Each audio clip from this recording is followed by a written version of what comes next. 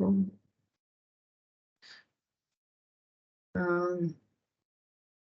Okay, Aditya, you want to record? Go ahead. And can you see my screen? Yep. Vasu, yes, but not in presentation mode. Yeah. Now it's good. Now it's good. Okay. Thanks.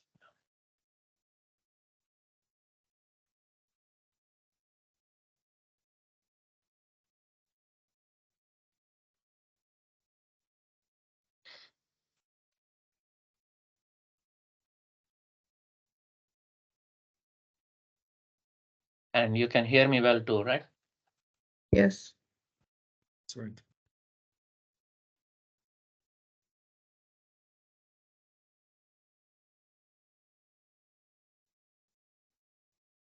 So shall we wait for a few minutes, or you tell me whenever to start? I'll start, Naira.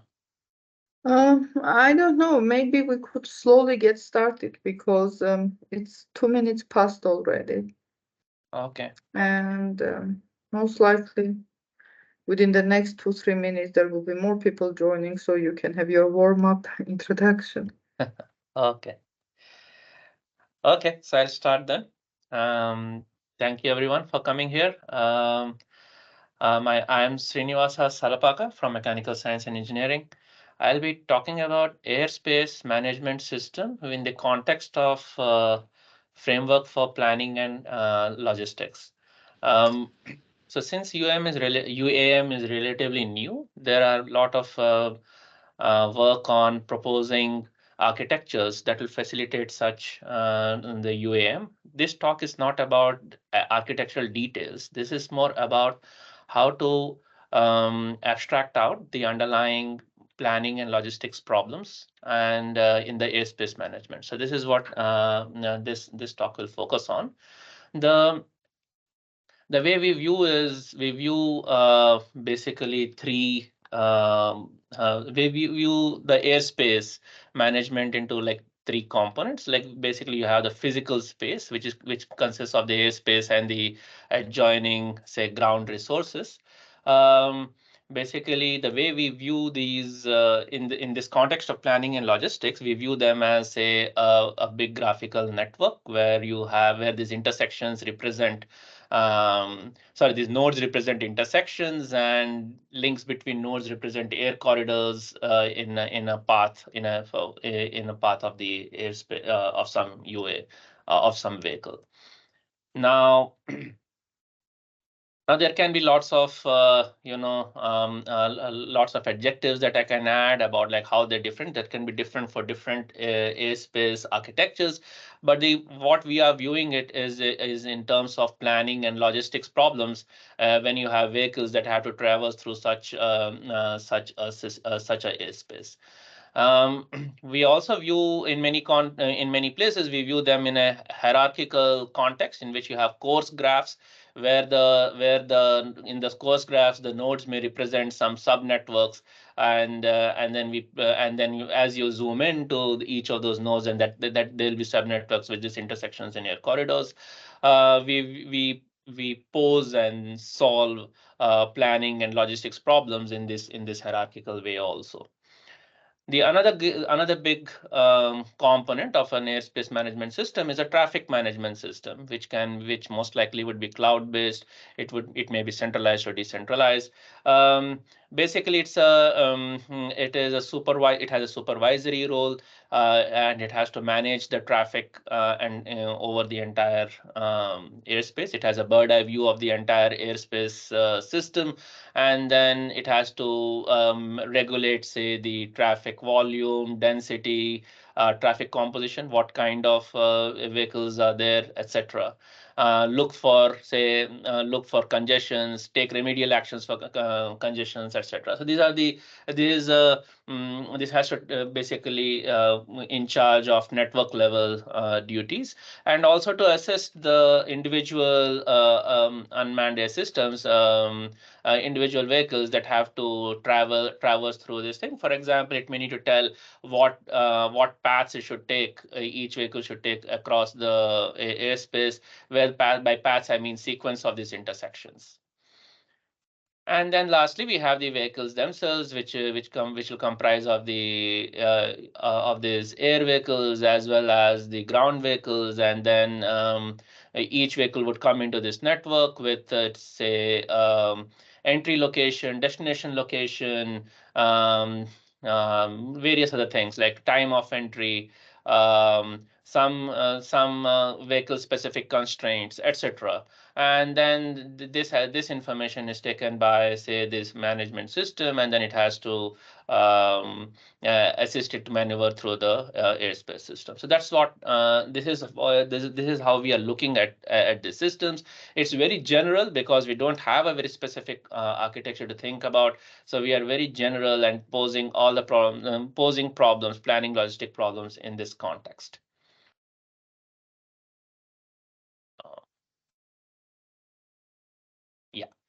So what are high-level objectives? Our high-level objectives are basically to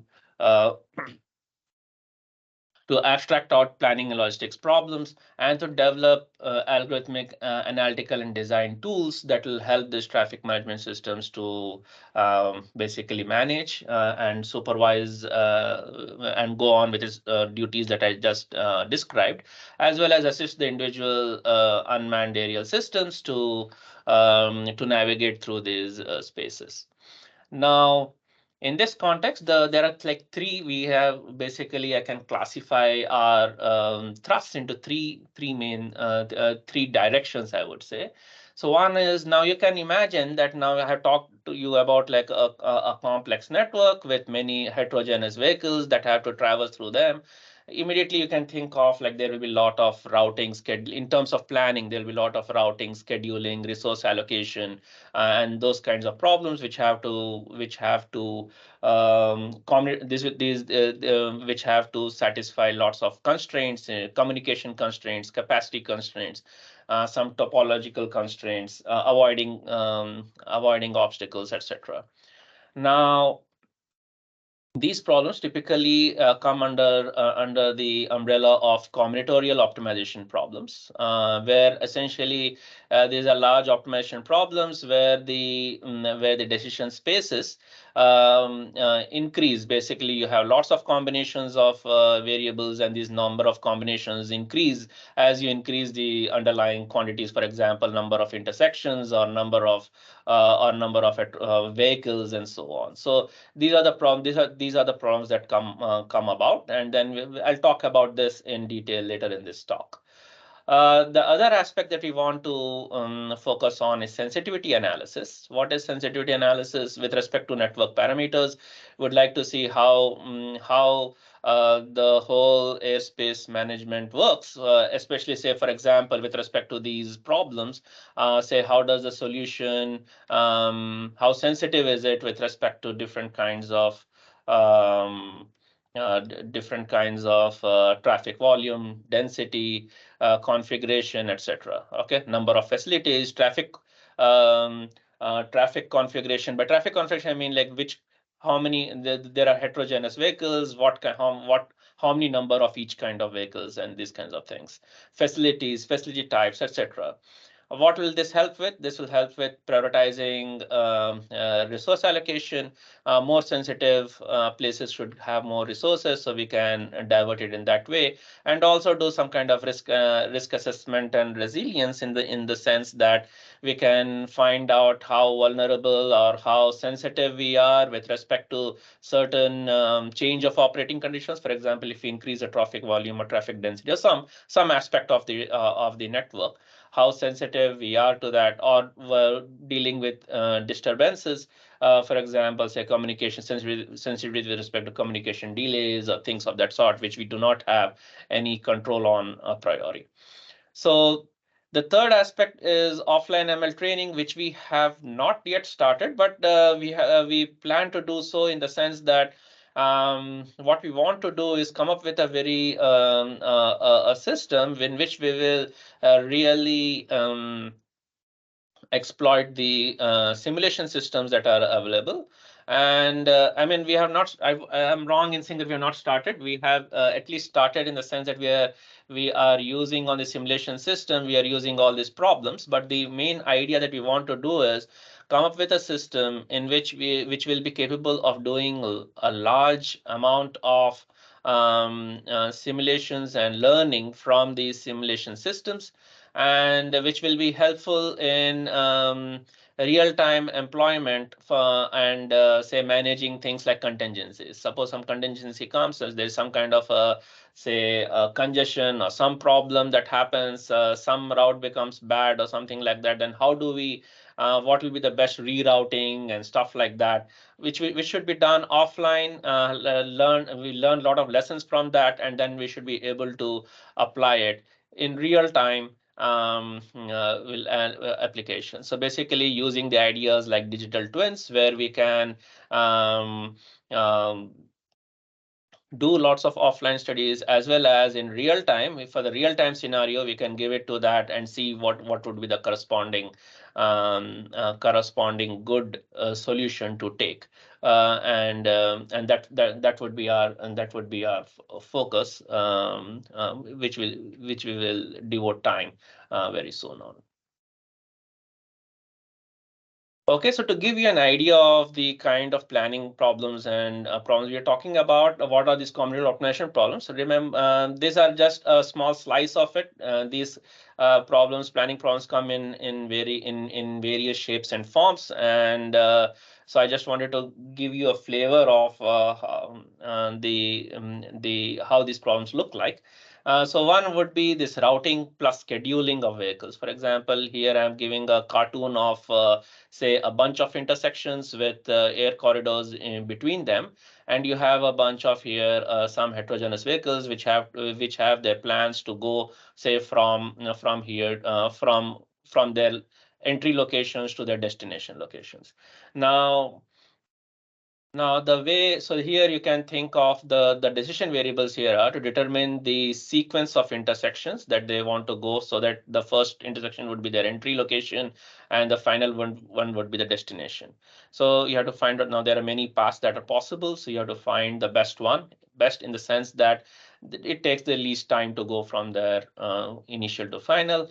However, we also need to determine at what the time spent at each link, or when they reach each of these intersection points along their path, because we don't want, there are like constraints, we have to respect constraints. For example, we cannot have two UAVs at the same intersection at the same time, and we may have some kind, we may have other constraints like speed constraints and obstacle avoidance constraints, etc. So that is the problem. These are the kind of problems that we have. So the determination of this path is called the routing problem. And then determining when they should be reaching each of these intersection along their paths is called the scheduling problem, in which we have to determine this times.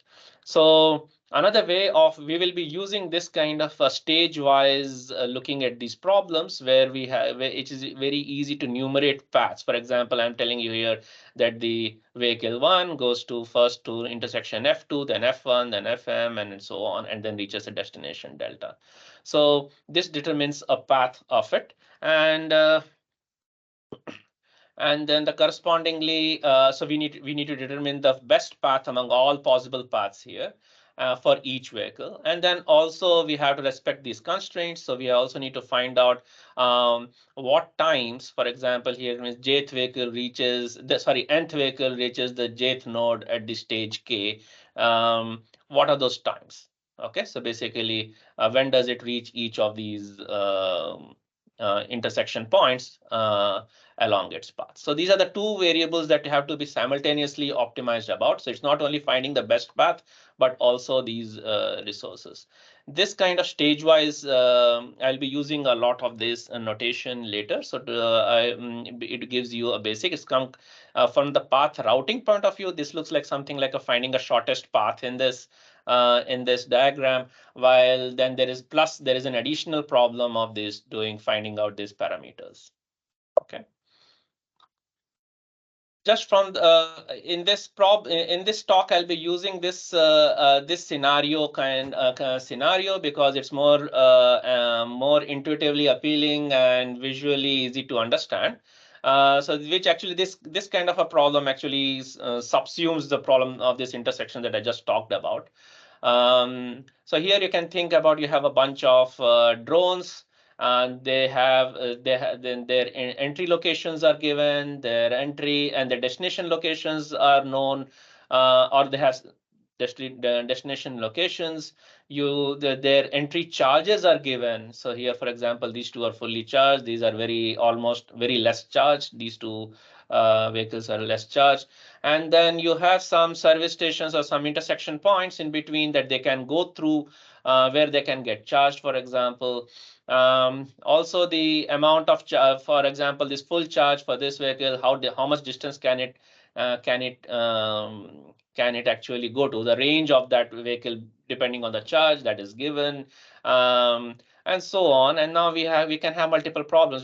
For example, we can have the same routing and scheduling problem that I talked about, where you need to determine the routes of going from their initial to the destination locations, and via these intersection points, and so that like the minimum time they take minimum time to reach their destinations. Okay, so that will be the routing as well as scheduling problems.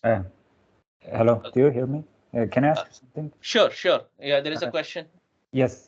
So regarding this, in this example, could you please, because there on the previous slide where you have this staging, there is also should be connection between nodes. Yes, you will. Could you please explain how the nodes are connecting? If I see it correctly, for each stage you have the same nodes, kind of, yes. But there are you mean these ones? Yes. Yeah, so these are intersection points. So I'm saying the node N1, once it comes here, has choice of taking any of these nodes, and that's how I'm putting, and we had to choose the best path along them. Certainly, if he has gone through F2, then it should not go to F2 in the subsequent path again, as a subsequent stage. So those things would come out of some kind of constraints, or like basically the optimal solutions will not make it go again to the same thing. And also from, let's say, from F2, there is the vehicle cannot jump to the some node which are too far. Yes, how you? Yes. So yeah, very good question. Yes, so we can restrict here which of the states it can go to. It can go only to the neighboring states, and we can put all kinds of different kinds of constraints here. Also, for example, depending on its speed, maybe some of them may not be possible. Here I've drawn everything as though they're equidistant. They may not be equidistant, and yeah, so on. Yeah, so you are right. There are. So I will get onto those kinds of constraints and everything. Yes. So in our actually codes, we have it can go only to its neighboring nodes, for example. Neighboring nodes. Okay. Thank you. Okay. No, the good questions. Yeah.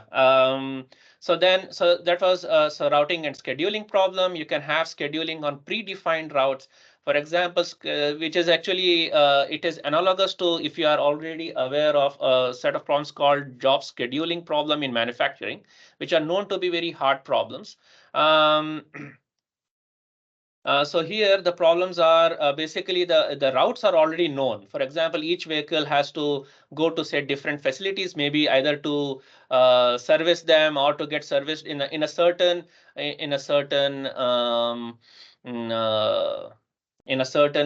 order, precedence order. And I'll talk about these problems in detail again later. I'm just trying to give you a flavor of combinatorial problems that arise in this framework.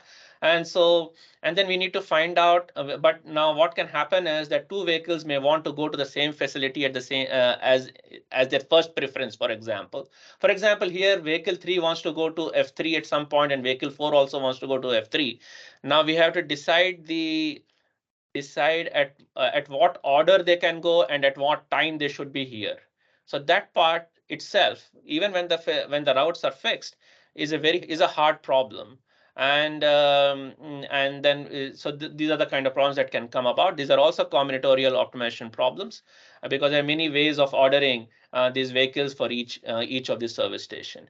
You can have a routing resource allocation problem where you have essentially multiple resources. For example, these charging stations can be thought of as resources where they are not fixed. You can actually decide, you have to decide where to put them so that the total distance traveled by each of these vehicles, total distance by all these vehicles is minimized. Okay, so what is the optimal location of these charging stations that you can put? And there are many other such problems. Just to give you a flavor, they may not always be of this thing. You can have other problems like you have this whole network classification data. You may have some kind of network segmentation. All these kinds of problems come across in this airspace management problems. So what we have done is we have seen that we have abstracted out that many of these problems come as simultaneously solving sequential decision making. Remember those problems that I was saying that we have multiple stages, you have to find some paths and routing kind of stuff on it, along with simultaneously with parameter optimization. For example, in routing scheduling, we have to find out the optimal timing of that they reach at each intersection. So if you can solve these kinds of problems, then you actually address a huge number of problems that come about in this planning and sequential in this planning of airspace systems. We call this a class of problems, parameterized sequential decision-making problems. They developed. This is a new class that we have coined. They actually a pretty large class. Actually, Markov decision processes and all the applications that come under this. So those of you who are familiar with that is a subclass of these problems. Actually, most of the problems that we have, if we add this parameter optimization aspect to it, they are no longer Markov decision processes, but the decision-making problems, for example, are actually Markov decision processes problems. And then and we have, this is not only in the context of airspace management. These kinds of problems come on various contexts that we have gotten involved with, like in industrial process optimization, in 5G network design, etc. So these problems are coming everywhere. So we have called these problems as this parameterized sequential decision-making problems.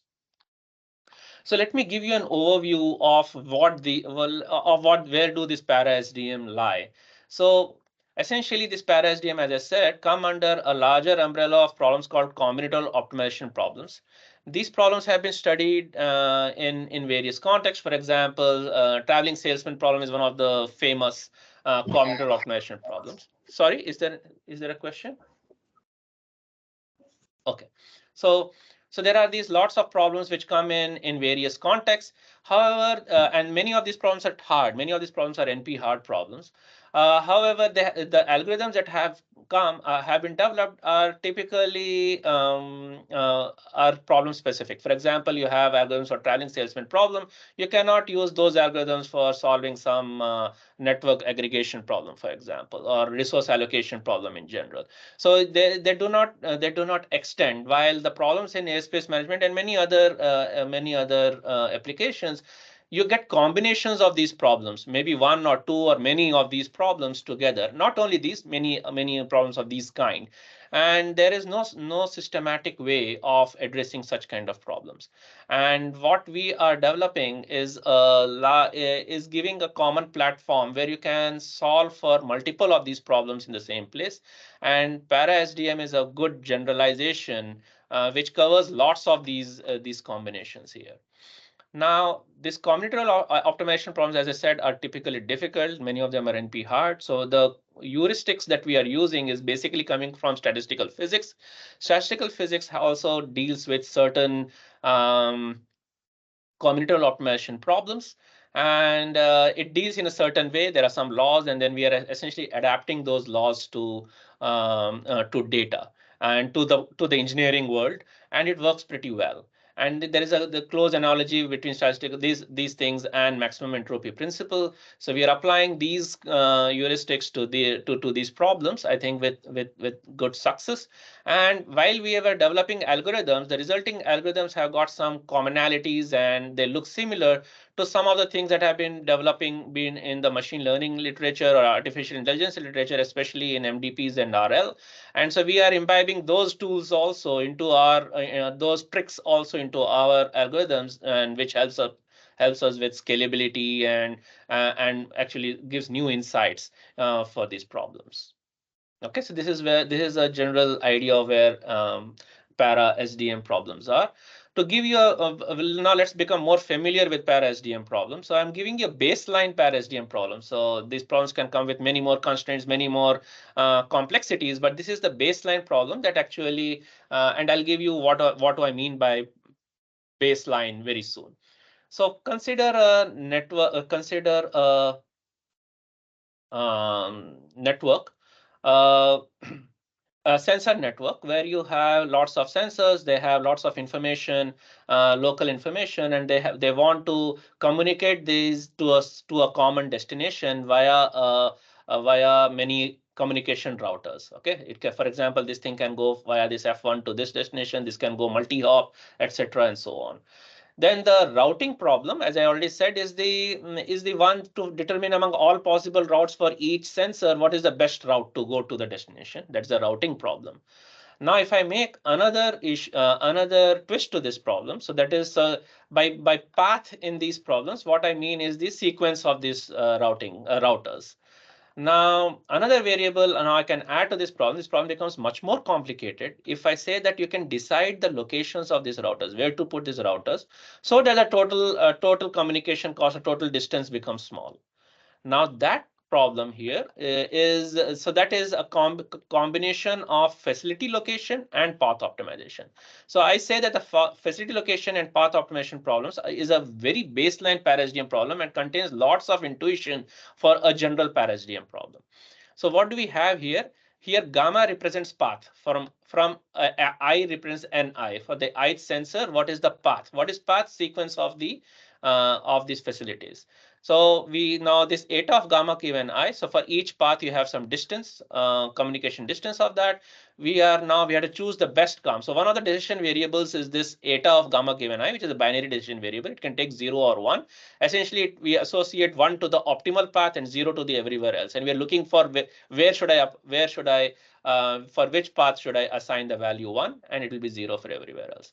Now this distance that we have here, the distance of gamma, and it depends on the locations of these paths. So that is another variable that we have y.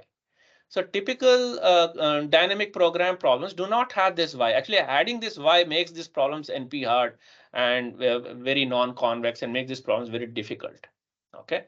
So we have the route. So combined facility location and path optimization problem is the baseline para SDM problem. And as I said before, we look at these problems in this in the stages as a sequence of stages. And certainly we can put on each stages what states we can put can be, and that can be limited. Now, if those of you who are familiar with the MDPs, you can see that this looks like an MDP formulation where you have a paths. What do we have? We have this cumulative cost about the path. Now there is a path dynamics xt plus 1. At every stage, I need to decide, that is take an action to go to the next one, right? To decide which one, which is calling taking an action. The rule by which we decide which action to be taken is the policy, that is for mu. So these paths depend on this policy mu, and we have to find the best policy. That is only with the routing aspect. Now I have got an additional aspect here, is that we also have another variable y, because the cost functions now depend on each of the states depend on the y2. For example, if y2 is very far, that will decide whether I go to F2 or not, right? So it depends on this y, and so we call these problems under where you have this cumulative cost under some kind of dynamics. Xt plus 1 is dynamics. So if a given, but now these states depend on some variables, and we have to get policies and the states simultaneously. Such problems are the para SDM problems. MDPs are only the shortest path problems, only the routing problems, right? So you can think of MDPs as a generalization of the shortest path problems, while para SDMs are shortest path plus facility location problems. Okay, and I will I will very briefly go over the solutions for this problem. So as I said, this is the problem that we have. But I'll go very briefly. I don't want to go into the details of this, our solution. So we have this cost function, combinatorial optimization cost function that we have, where we have to minimize with respect to the paths and the parameters. What we do is in our solution, instead of solving this problem directly, we take an indirect route, which has basically two main steps. In the first step, we replace these binary variables with a probability variable, P of gamma given I, and we solve this indirect problem. So we say that the cost function, we say that the average value of this cost function should be D naught under the distribution that we have assumed. Under the such that we maximize the entropy, we'll choose a distribution with maximum Shannon entropy under the constraint that this cost function is D naught. This D naught is arbitrarily chosen in the beginning, typically a high value. And then we solve this problem. We take Lagrangian, and then we take basically we can solve for this this distribution. We can actually get this distribution in this way. If you look at this, this is actually a convex problem in P, and you can solve for that. And then to get this other variable y, we take dou f by dou y equal to 0. What is f? Is the Lagrangian value with this P substituted for it. Okay, I mean, those are details. That's fine if you don't absorb it right now. And then what we do is then we take that the solution of this problem as the initial condition for the next problem, where we decrease this D naught to a smaller value, or equivalently increase the Lagrange multiplier, and we do that. That's called annealing. So in which we solve iteratively, we solve these problems again and again, in which we go that. And the advantage that happens is that under this scheme, as a byproduct, you get that this distribution becomes binary as this beta goes to infinity, that the Lagrange parameter goes to infinity, or as you're decreasing this D naught to a small value. So that's a very, and so we solve the original problem that we started with when we do this thing. Okay, so now let me show you how we are applying these to these different problems that I talked about in the beginning. So here what we have is, so we have the same scenario that I was talking about. This is routing and scheduling problem. So remember that the vehicle comes with initial location, initial destination, with initial charge values, time of entry to this network, then speed, what is its speed, maximum speed that it can take, and full charge range. That is, if it has full charge, what is the range that that this thing can fly. And then we want the shortest time routes, and also for those so that under the constraints that we would like all these vehicles to be always with charge. I mean, so to be not without charge, then avoid congestion. So you cannot have more than one vehicle or some number of predecided vehicles on each charging station. And then we should have a maximum. They cannot fly beyond their speed limits.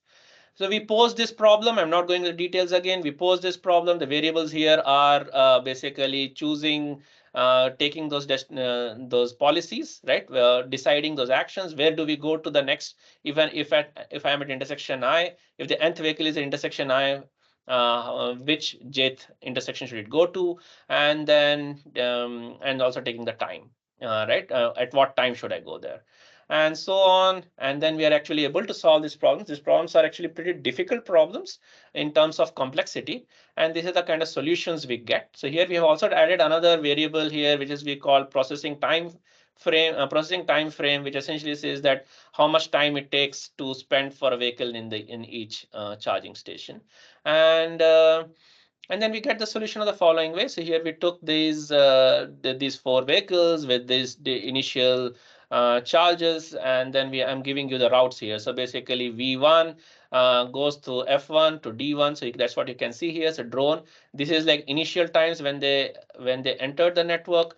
So then drone 1 goes to F1 at 7.83 time units, and then it reaches destination at 10.19, and so on. That's how we have written down this solution here. We also have included, so we were actually we are collaborating with UNR team with Professor Christos and Petros vulgaris, and then they actually recommended us some actually very practical points to include these obstacles. So we are now, once this obstacle comes, the time between going between the things becomes longer. So basically, it may to avoid it. So we have put some constraints to include that.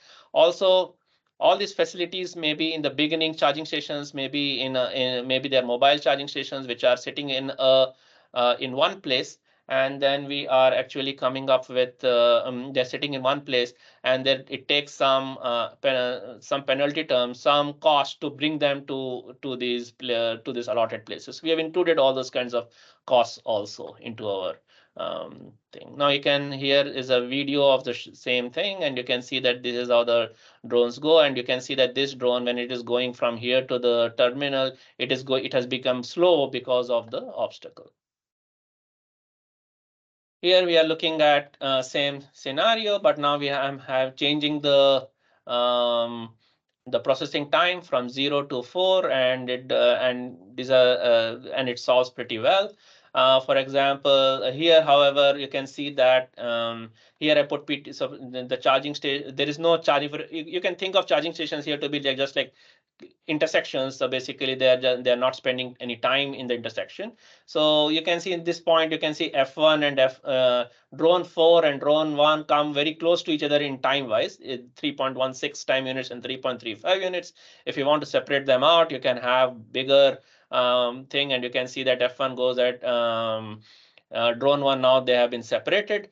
And also consequently, you can see that F2, it reaches its destination at much longer, after much more time in this second scenario. Okay. Now here, there's another problem that we were talking about, where we have the same scenario, but now we can decide the locations of these facilities and how to go about it. That is what this problem is about. Again, all this data is given, and you have to now find out not only the you have to find simultaneous locations of charging, so that the total distance traveled by all these total weighted distance traveled by all these vehicles is minimized.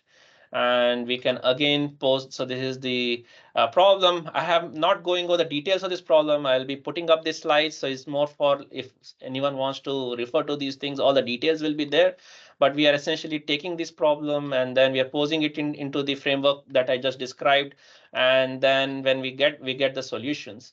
And here is a solution that is there. Like, so we have these 4 vehicles. Their destinations were given. V1 destination is D1, V2 is D2, and so on. And and it finds out the locations of these facilities, F1, F2, and F3, so that the total distance traveled by these vehicles is minimized. So that is the problem that we have solved. These are NP-hard problems, and it gives pretty good solutions to these problems. Another thing that I wanted to bring out is that it actually solves this problem in a modular way. For example, when I'm changing these locations, as I'm doing my iterations of these, I don't know why this video is not working properly. Oh, maybe I had to stop it. Wait.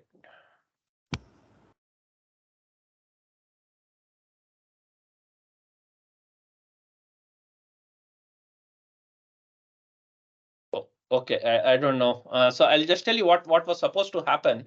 Is like it solves in the if suppose I'm using it puts all the 3 facilities in the same location in the initial iterations, as though suppose you had only one facility to work with, then that will be the best solution. And then after some time, as I change beta, nothing much happens.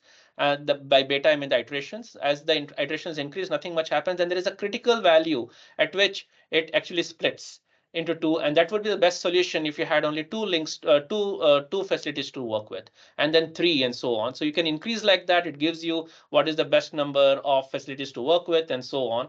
Unfortunately, I don't have enough time to elaborate more on those phase transition property, but we have actually worked a lot on exploiting it in terms of coming up with some natural number of resource allocations and so on. Here again, we are doing some same changing, like FCR is 25, full charge range is 25 here, full charge range is 15 here. You would certainly think that with large capacity, if range is very large, the solutions will be simpler, and when the range is small, then you can see that basically it has to go through more charging facilities to charge to maneuver large distances. So it's giving all these solutions like this. So this problem is, as I said before, is analogous to another problem called job scheduling problem. What's the problem here? Essentially, the routes are given. Basically, there are these vehicles. They have to go through these. Maybe they have V1 has to go through. There may be routes are already given. In the sense, basically, maybe they're to get serviced or to service. The routes are given. Okay. So the route is given, but now there can be two vehicles. Say, for example, here V3 and V4, both of them want to go to F3 as their say in their first in the precedence order. That is the first one. So now both of them cannot go at the same time. So we have to schedule now how to go. The F3 has to schedule which one it will look at first, so that the total time of all the tasks are finished is small. Okay, is minimized.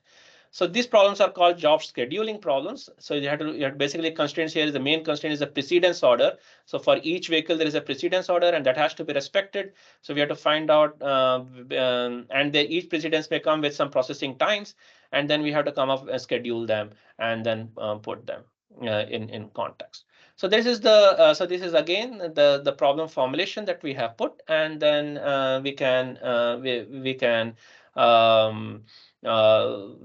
pose it in the framework that I put. So here are the variables, and then we pose the corresponding annealing aspect and the free energy aspect of it, and then we solve it, and then these are the kind of solutions we get. So let me spend some time on this solution here. So here, for example, you have got 3 drones. Okay, by the way, I'm giving here small examples because it's easier to do illustration. These algorithms as well are scaling pretty okay. And we are also developing, as I'll show very quickly, some new methods to make them scalable to much larger ways also. So here, so each drone has got this precedence order. In each bracket, there are 2 values. The first one essentially tells that this is the first, the facility node, and second is a dwell time. So for example, here drone 2 first wants to go to the facility 1, then facility 3, and then facility 2, or node 1, node 3, and then node 2.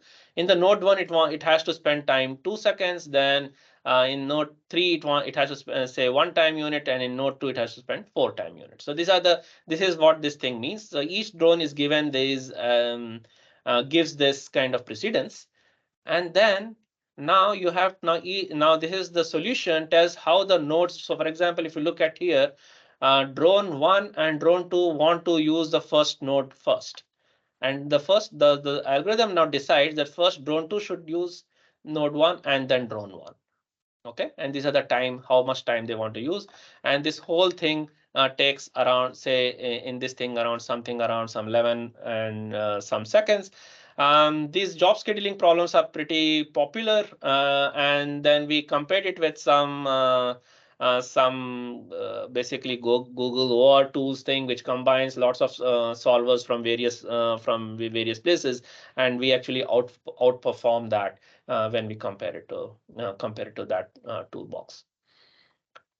And now let me spend some time on how we are expanding this framework. So what we are, so as I said, if we go back, we are looking. So what we'll do is I'll tell you about some algorithmic expansions that we are doing, and then how we are adapting these framework to work for sensitivity robustness analysis, incorporating various kinds of constraints. And I'll be talking more about these constraints. We have worked on dynamic constraints, but in just to save time, I will be not talking about that. But I'll be happy to answer those questions. So. So we have already seen, that we have solved problems where we are basically doing the shortest path problems, as well as where the states and actions depend on some kind of parameters, and we are doing simultaneous minimization with respect to parameters and routes. That is what I have said. Now we have added extra things. So basically, with this mu represents the policies. What are policies? They are the policies are essentially rules by which you determine the actions at every state, and so that is what mu is, and zeta and eta are the parameters that essentially every state depends on. And I mean, the states depend on those parameters, and actions may also depend on these parameters. This is what the general problem that we have solved. So one thing what we have included now is a probabilistic way of we have even distributions. For example, if I'm at state F1, it goes to state F2 under some so given the state F1, we don't know what, and if I take an action at F1, I don't know which state it'll go to, but a distribution of states rather. Okay, so we know a probability distribution instead of knowing exact dynamics. So our dynamics now are stochastic, and then so basically now have a P prime. So this is a dynamical relationship between if I give state and action. So those who are familiar with MDPs can easily relate. Even the policies here can be stochastic, so we have included that. So this also leads to infinite horizon problems. So under such problems, so we have actually expanded these networks to include these kind of stochastic dynamics and policies. And under these problems, we showed now this becomes very infinite horizon problems. We have actually shown that these cost functions can actually satisfy this recursive relations, Bellman equations. It actually takes certain algebraic manipulations to get to this thing to show that we actually can show as this recursive equations, and then we can find policies by in terms of this VB mu of S. For example, if you do dou VB by dou mu equal to 0, we get this equation which is which depends on this equation on this term, which comes as a recursive equation. And then we have shown that we have an algorithm which can solve this recursive equation and which will converge. Okay, so we have shown all this, and then using these we can determine our policies as well as those parameters appropriately. So I'm not going into the details of the algorithm. I'll be happy to answer them if there are any particular questions later. And then we can solve these problems in there. Now, these things look very similar to how MDPs or reinforcement learning algorithms look like. So we actually took advantage of that. And now we said, now suppose what happens, suppose we don't know these dynamics. We don't know the dynamics. We don't know the cost functions.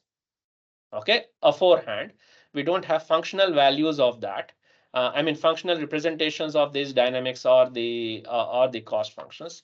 Those of you who are familiar with reinforcement learning, just in that way. So now what we can do is we can learn by exploring this network and then actually solve the same problem. So we can actually run this algorithm here.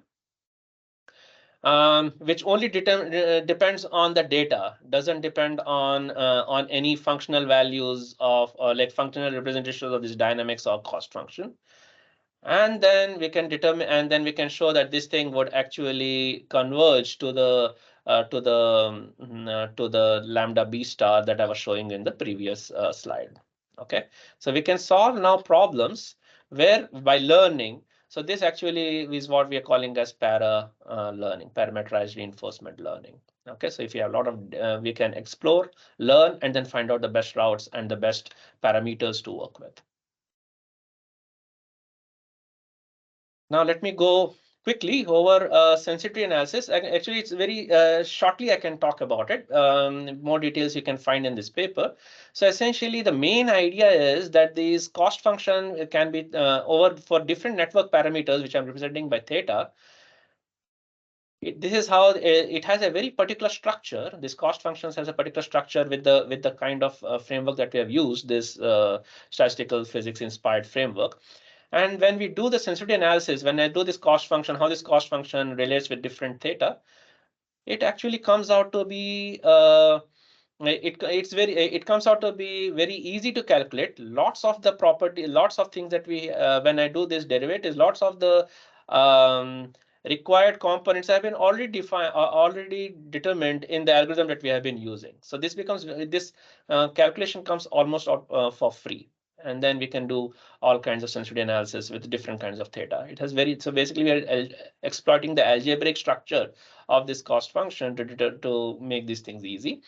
And for including robustness, suppose you have some extra, suppose there is uncertainties, you can we have our question, our underlying problems, even though they may not be stochastic all the time, our framework has got these probabilities. It's very easy to include various kinds of uncertainties.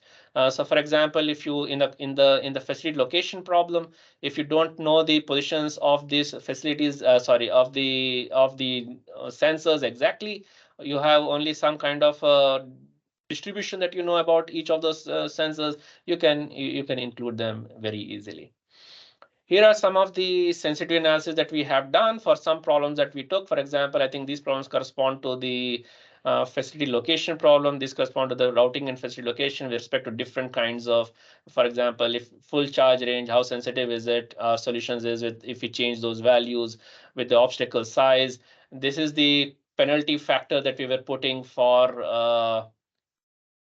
the resources for the charging stations to be brought from their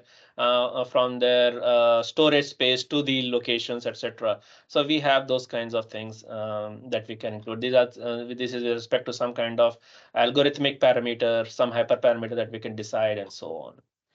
We can include lots of capacity constraints, exclusion, inclusion constraints, topological constraints also into this framework.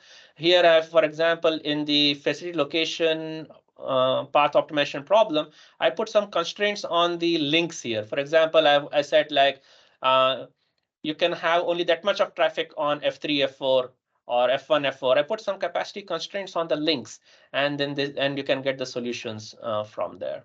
Okay, so all these pink things would go to this pink dot, and then that will go from F3, F4, F1. All the red ones will go to F1, F4, and so on. So you can put link capacity constraints. You can put node capacity constraints. For example, here I put an additional constraint saying that the ratio of the load taken by different nodes should be in the ratio of something, F1 is to F2. I specified that that ratio, and then it solves the problem where to put these facilities and finds out the routes from each of these sensors to its thing under those constraints. You can add even network partially interconnected network. This actually relates to the question that you just asked.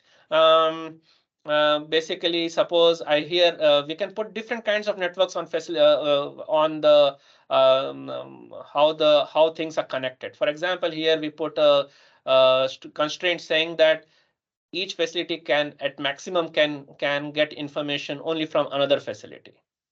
Okay, so you can see that there is only one, each point gets arrowhead only from, it receives only from one such thing. Then what is the best allocation?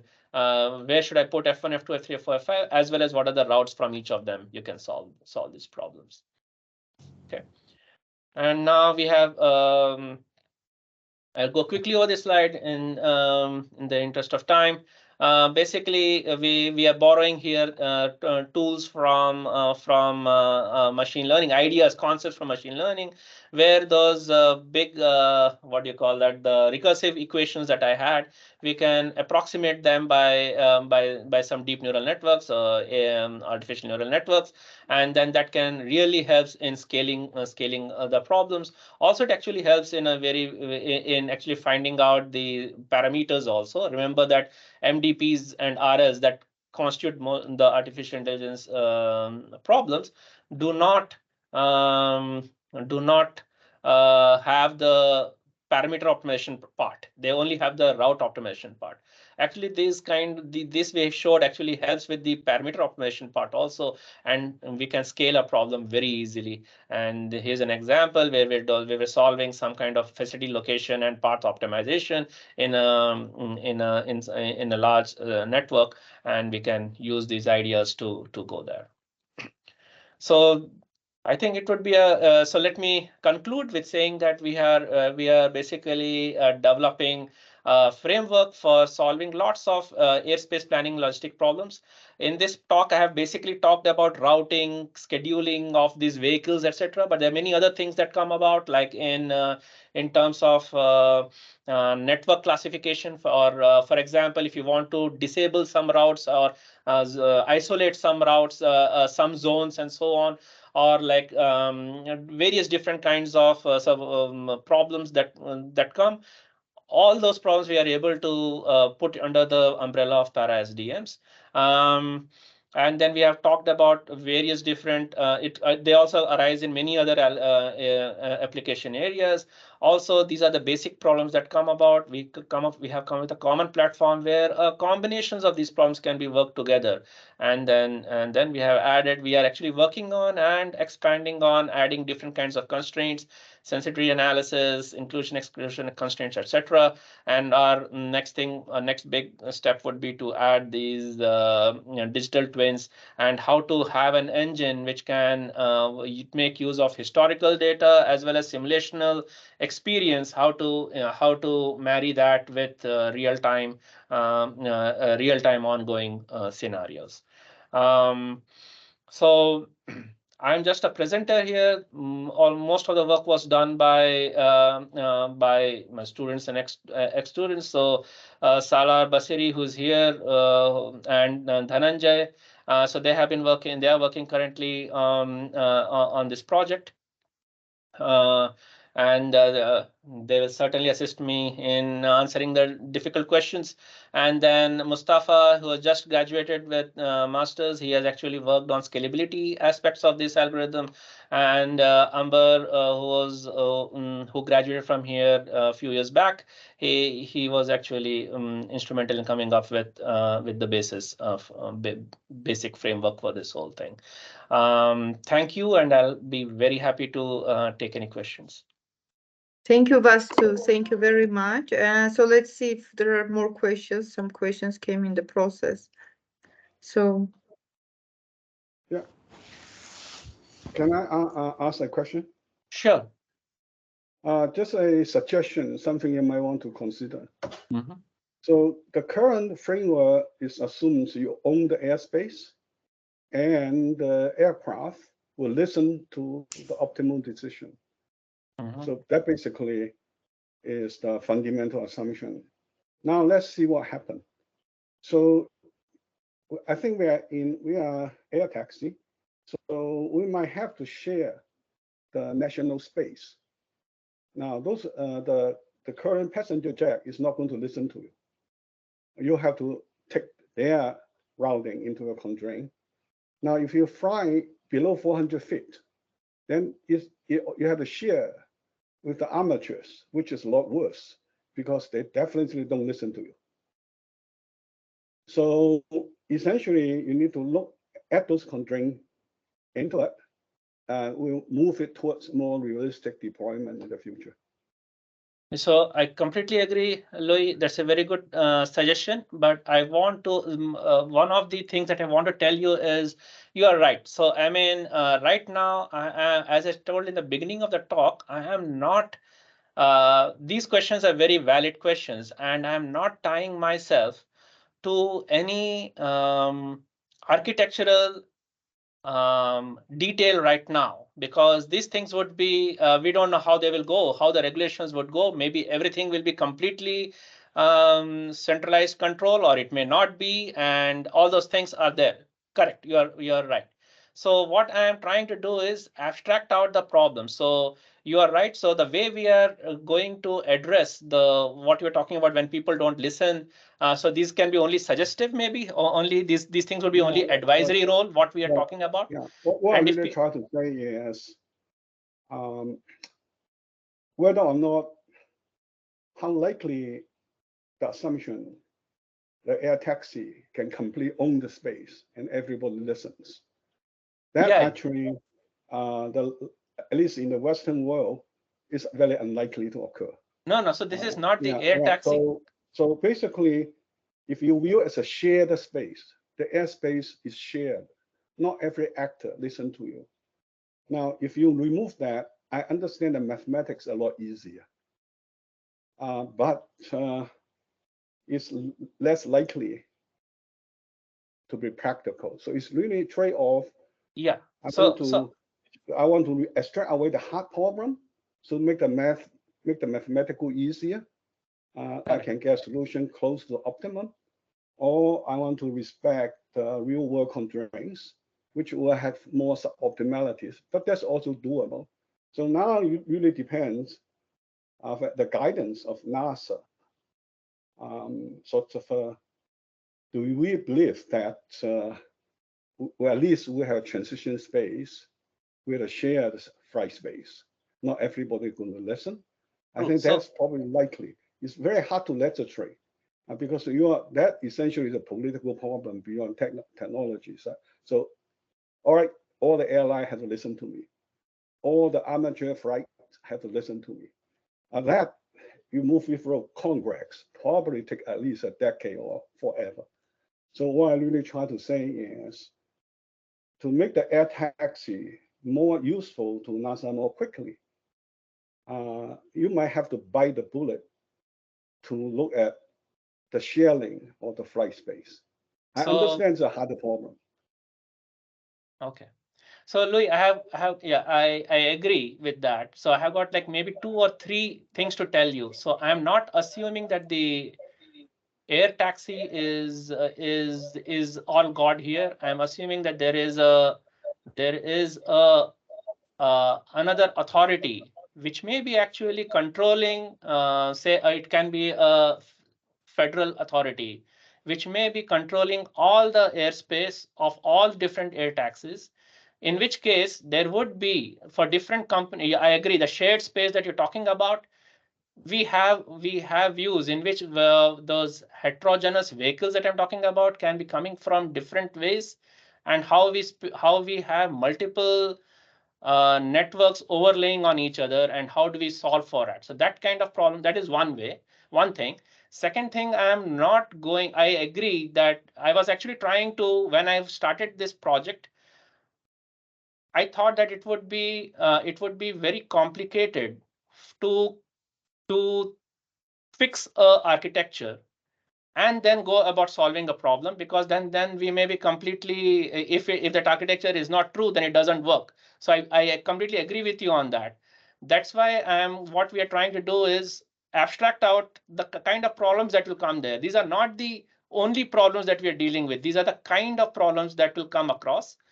These are the kind of, basically the facility location and path optimization is a generalization of many of the problems that will come across in such things. So I'm not laying down the architecture at all, because that I think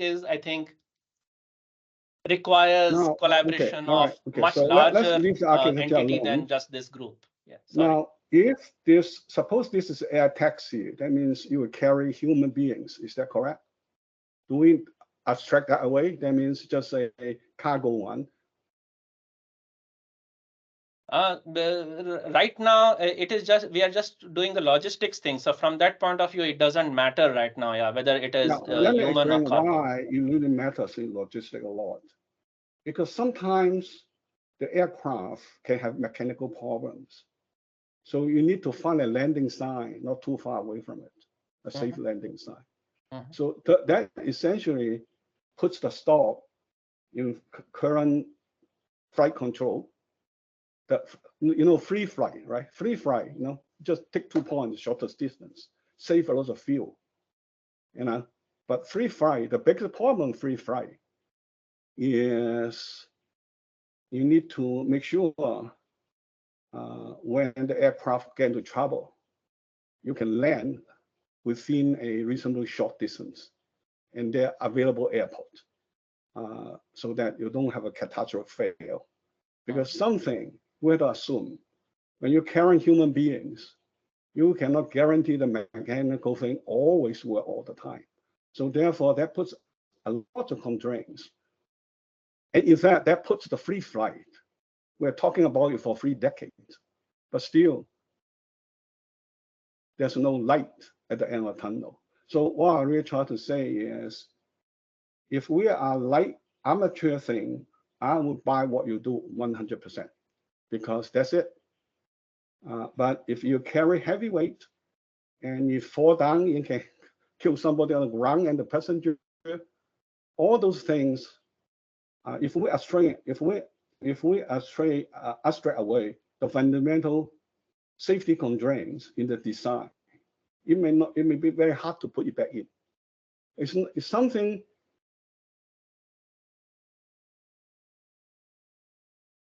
Sorry, I It's lost not you. wise. Okay. Expressing the safety critical concerns. It's not necessarily easy to put it back in. Those are fundamental safety critical constraints.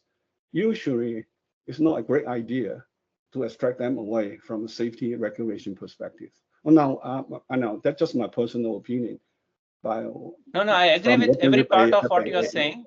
I agree with everything that I actually have experience working on certification, and in fact, my technologies get certified for level 1 flight control. So I know all those things, not secondhand, but firsthand. So all those safety constraints, that's if you want to, don't play ball with them. There's no way you can override them.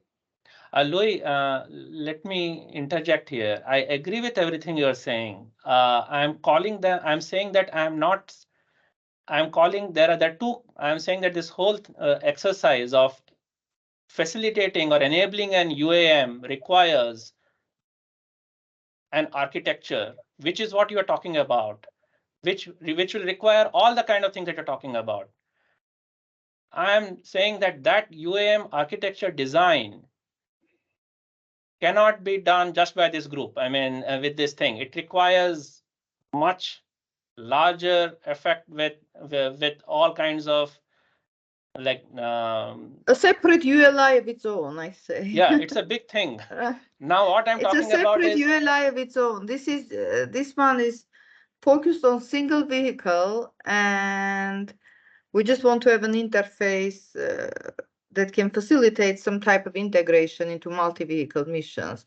I guess this is how Vasu gets into this picture. I'm not abstracting out the details. I'm saying that these kind of problems would come, and we have to be ready with. I'm saying that essentially you don't get typically MDPs, for example, in this problem. You get a combinations of stuff, and we have to have a platform with that. Now, once a architecture is designed, which will have all the which should have all the things that you're proposing, even in that kind of a thing, you will have problems which are of this kind, and then we have to solve. I'm not saying that these are the only problems that need to be solved. These are just example problems that may come up in different architectures.